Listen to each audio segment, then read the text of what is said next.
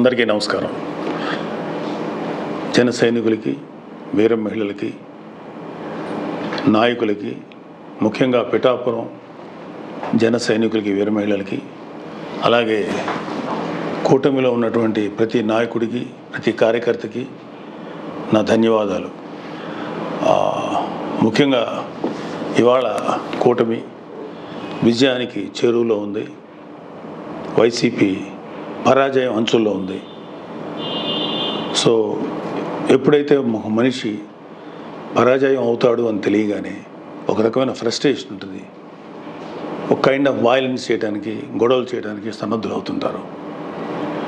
మీ అందరికీ నా విన్నపం ఏంటంటే, ముఖ్యంగా జన సైనికులకి, వీర మహిళలకి, నాయకులకి, రేపు ఓట్ల లెక్కింపు సమయంలో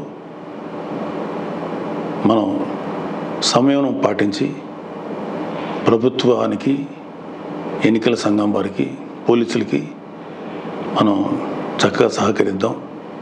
అలాగే వైసీపీ వారి యొక్క ఎటువంటి కవ్వింపు చర్యలకి ప్రతిస్పందించద్దు అని చెప్పి మిమ్మల్ని అందరినీ మనస్ఫూర్తిగా కోరుకుంటున్నాను.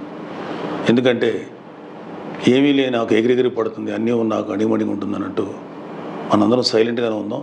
కూటమి సభ్యులందరికీ, అలాగే జనసేన కార్యకర్తలకి, వీర మహిళలందరికీ ఒక మనవి: మనం ప్రజాస్వామ్యాన్ని గౌరవిద్దాం. ప్రజాస్వామ్యానికి వ్యతిరేకంగా మనం ఏం చేయొద్దు. పోలీసులకి, ఎన్నికల సంఘానికి సంపూర్ణంగా సహకరిద్దాం.